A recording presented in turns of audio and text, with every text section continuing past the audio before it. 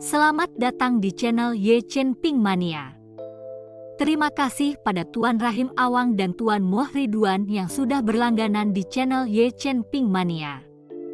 Semoga dilancarkan rezekinya dan diberikan umur panjang yang penuh keberkahan.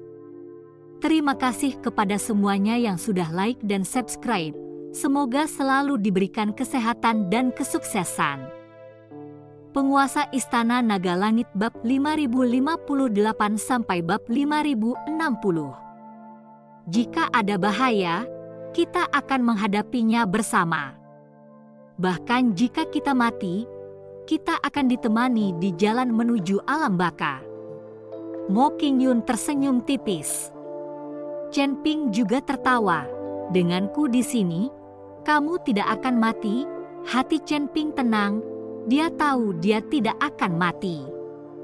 Sebab jika dia meninggal, tidak akan ada cerita yang bisa diikuti. Kamu tidak menyukai pria banci itu? Tanya Chen Ping. Apakah aku perlu mengatakannya? Dia membuatku muak. Mo Qingyun mengangguk. Kemudian, dengan ekspresi tak berdaya, dia berkata, tapi pavilion Tianyuan sangat kuat. Untuk membangun hubungan dengan mereka, aku harus menikah dengannya. Apakah kamu tidak pernah berpikir untuk melawan? Tanya Chen Ping. Aku tidak punya kekuatan. Mo Qingyun menggelengkan kepalanya. Carilah kesempatan, dan aku akan membunuh pria banci itu, lalu kau akan bebas. Kata Chen Ping sambil berjalan bersama Mo Qingyun. Kau bukan tandingannya, jawab Mo Qingyun. Mungkin tidak sekarang, tapi aku punya bantuan. Membunuhnya akan mudah. Chen Ping tersenyum tipis, lalu bertanya kepada Raja Iblis Awan Merah, Senior, jika kau membunuh pria banci itu, apakah itu akan menjadi masalah bagiku? Dengan ketahanan tubuhmu, apalagi orang itu, aku bisa membuat semua orang di sini menemui ajalnya, kata Raja Iblis Awan Merah. Senang mengetahuinya. Chen Ping menyeringai. Kamu bicara dengan siapa? Mo Qingyun tampak bingung. Seorang teman lama, Chen Ping tersenyum. Keduanya mengobrol sambil berjalan, dan segera mencapai platform batu yang bobrok. Pada titik ini, Chen Ping menghunus pedang pembunuh naga, waspada penuh, terutama waspada terhadap dua patung prajurit yang ia rasa dapat menyerang kapan saja. Pedang pembunuh naga di tangannya sedikit gemetar, mungkin merasakan adanya bahaya. Di kejauhan, Tianqi menatap dingin Chen Ping dan Mo Qingyun. Percakapan ceria mereka terekam dalam pandangannya. Ia berharap bisa membunuh Chen Ping saat itu juga. Namun, meskipun marah, Tianqi tetap waspada. Jika ada yang mencurigakan, mereka akan segera melarikan diri. Meskipun relik berisi harta karun, relik tersebut juga mengandung bahaya. Itulah sebabnya, meski mengetahui tentang relik, hanya sedikit yang berani menjelajahinya. Satu kesalahan saja bisa berarti kematian. Apa gunanya harta jika Anda sudah mati? Peninggalan ini, khususnya, sangat menyeramkan, membuat semua orang waspada. Pada gangguan sekecil apapun, mereka akan lari tanpa ragu-ragu. Chen Ping dan Mo Qingyun berdiri di depan panggung batu. Mata kedua patung prajurit itu menatap langsung ke arah mereka. Hal ini membuat Chen Ping merinding dan menimbulkan rasa takut dalam hatinya. Ayo pergi, Mo Qingyun menarik Chen Ping, dan mereka perlahan mendekati peron, langkah mereka penuh pertimbangan. Namun, ketika mereka mencapai 3 peti mati itu, Chen Ping terkejut saat menyadari bahwa mata kedua patung prajurit itu entah bagaimana telah bergeser, masih tertuju pada mereka. Chen Ping menggelengkan kepalanya, mengira ia mungkin salah lihat, tetapi setelah mengamati lebih dekat, mata patung itu memang bergerak. Hal ini membuat jantung Chen Ping berdebar kencang. Tangannya yang menggenggam pedang pembunuh naga sedikit gemetar. Nona Mo, apakah Anda tidak merasa ada yang aneh dengan kedua patung prajurit ini? Chen Ping bertanya pada Mo Qingyun. Tidak, Mo Qingyun menggelengkan kepalanya. Perhatiannya terpusat sepenuhnya pada 3 peti mati, dan dia tidak memperhatikan patung prajurit. Melihat hal ini, Chen Ping tidak berkata apa-apa lagi. Karena Mo Qingyun tidak menyadarinya, dia tidak akan memberitahunya agar tidak membuatnya takut. Chen Ping menenangkan pikirannya, menarik napas dalam-dalam, dan kemudian mengalihkan perhatiannya ke 3 peti mati itu. Setelah diamati lebih dekat, ketiga peti mati berwarna merah darah itu tampak memiliki darah yang mengalir di permukaannya. Terima kasih masih menyimak channel Ye Chen Ping Mania. Mungkinkah peti mati ini terbuat dari darah? Chen Ping, setelah mengamati lebih dekat, benar-benar terkejut. Peti mati itu berbau darah, dan simbol-simbol aneh di atasnya bergerak perlahan, seperti dedaunan yang hanyut di sungai. Di sekitar peti mati, energi misterius terus-menerus meresap ke dalam, seolah-olah diserap oleh sesuatu di dalamnya. Chen Ping dan Mo Qingyun dengan hati-hati memeriksa ketiga peti mati itu, dan mendapati mereka sangat aneh. Saat keduanya berdiri tak bergerak, Tianqi menjadi gelisah. Dia pikir mereka mungkin telah menemukan sesuatu tetapi tidak berani mendekatinya. Kamu pergi periksa, kata Tianqi kepada pria berbaju hijau. Pria berbaju hijau itu mengerutkan kening, mengapa kamu tidak pergi? Jika kau tidak pergi, aku akan membunuhmu. Pilih antara mati dan pergi memeriksa, kata Tianqi kepada pria berbaju hijau. Wajah lelaki itu berubah muram, mendidih karena marah, tetapi tidak ada gunanya. Dia bukan tandingan Tianqi, dan bahkan jika dia bisa melawannya, tetua Tong ada di sana, dan dia tidak bisa melarikan diri sendirian. Setelah ragu-ragu sejenak, lelaki berbaju hijau itu mulai berjalan dengan enggan. Setelah beberapa langkah, ia menoleh ke arah wanita berbaju putih. Matanya penuh permohonan meminta pertolongan, tetapi wanita berpakaian putih itu bersikap seolah-olah dia tidak melihat. Di dunia ini, yang lemah tidak menerima simpati. Untuk mendapatkan rasa hormat, tidak ada cara lain selain menjadi kuat. Itulah satu-satunya jalan.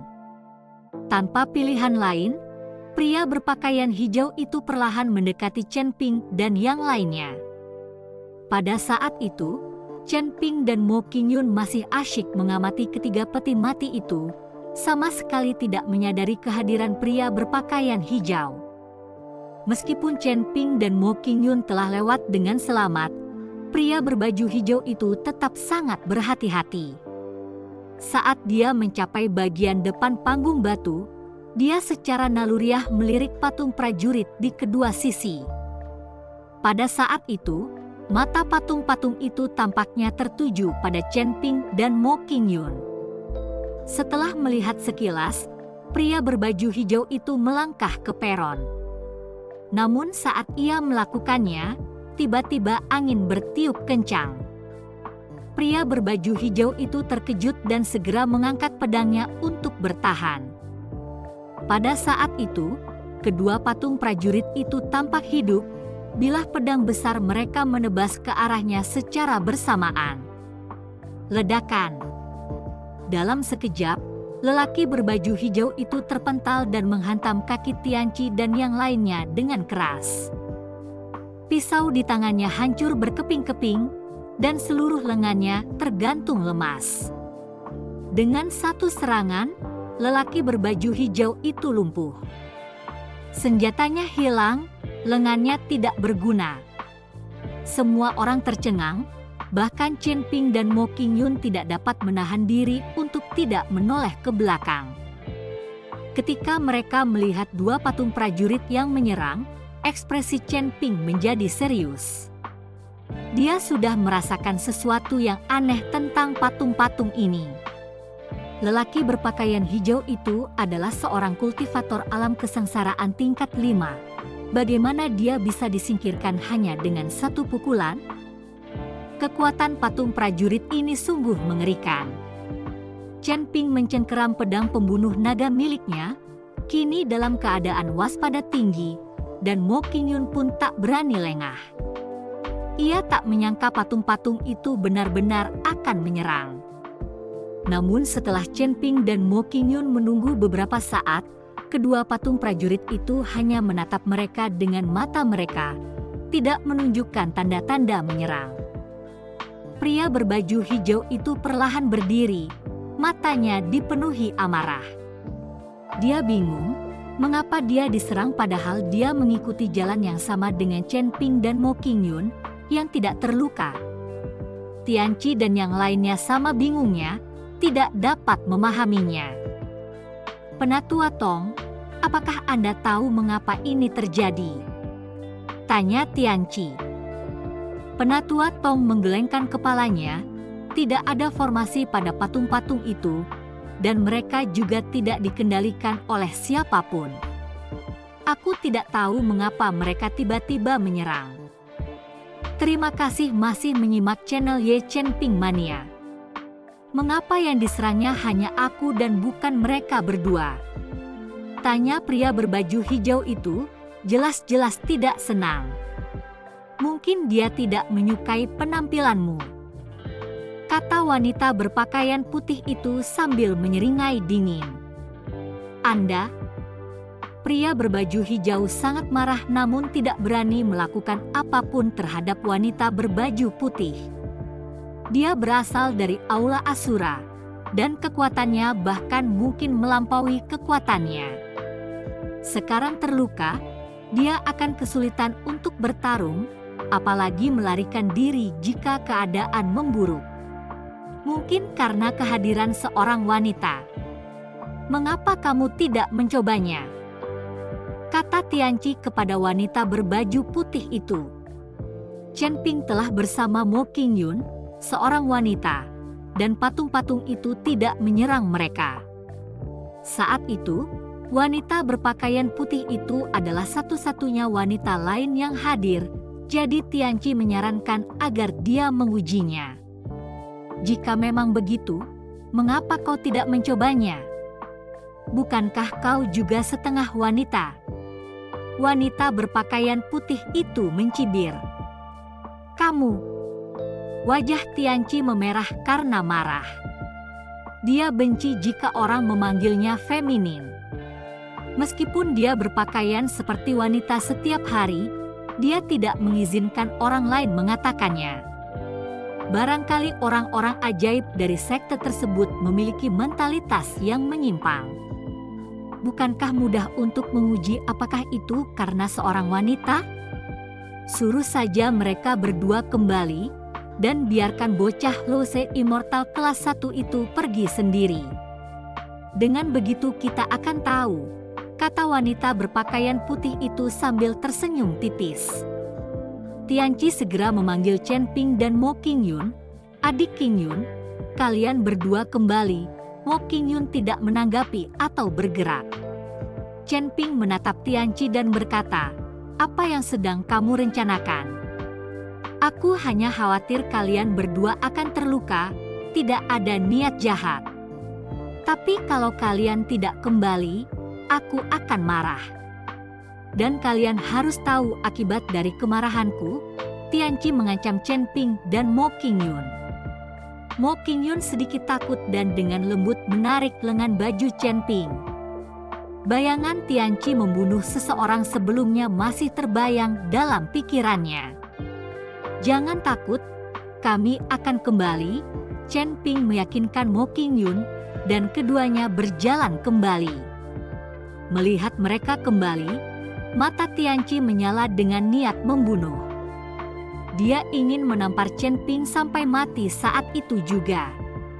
Tetapi Chen Ping masih berguna untuk dijadikan kelinci percobaan. Kembalilah ke sana, perintah Tianqi pada Chen Ping. Sial, kau benar-benar memaksakan diri. Chen Ping mulai kesal. Mati atau kembali, pilihanmu, ancam Tianqi. Chen Ping menatapnya dengan dingin. Dalam hatinya, Tianqi sudah mati. Dia akan menemukan kesempatan untuk membunuhnya pada akhirnya. Tetapi sekarang bukan saatnya, dan Chen Ping tidak mampu menghadapinya. Sambil menarik napas dalam-dalam, Chen Ping bersiap untuk berjalan kembali. Aku akan pergi bersamamu. Mo Qingyun mulai mengikutinya lagi. Namun Tianqi menariknya dan berkata, biarkan dia pergi sendiri, jangan khawatir, aku akan baik-baik saja. Chen Ping tersenyum tipis pada Mo Qingyun sebelum kembali ke panggung batu. Kali ini, Chen Ping terus menatap kedua patung itu. Jika mereka bergerak, dia harus menghindar dengan cepat. Bahkan seorang Lu Se Immortal kelas 5 tidak dapat menahan satu pukulan pun, jadi Chen Ping tidak berani mengambil risiko. Sambil gemetar karena waspada, Chen Ping melangkah ke peron. Mata patung-patung itu mengikutinya, tetapi mereka tidak menyerang. Hah! Tianqi mengerutkan kening. Yang lainnya sama bingungnya, tidak dapat memahami apa yang sedang terjadi. Sepertinya itu tidak ada hubungannya dengan menjadi seorang wanita, kata wanita berpakaian putih itu. Lalu kenapa? Kenapa dia hanya menyerangku? Pria berbaju hijau itu hampir putus asa. Mungkin karena aku lebih tampan darimu, jadi aku baik-baik saja, kata Chen Ping sambil tertawa, berdiri di peron. Pada saat ini, ketegangan Chen Ping mereda secara signifikan. Omong kosong, aku jauh lebih tampan darimu, gerutu pria berbaju hijau itu dengan marah. Bersambung.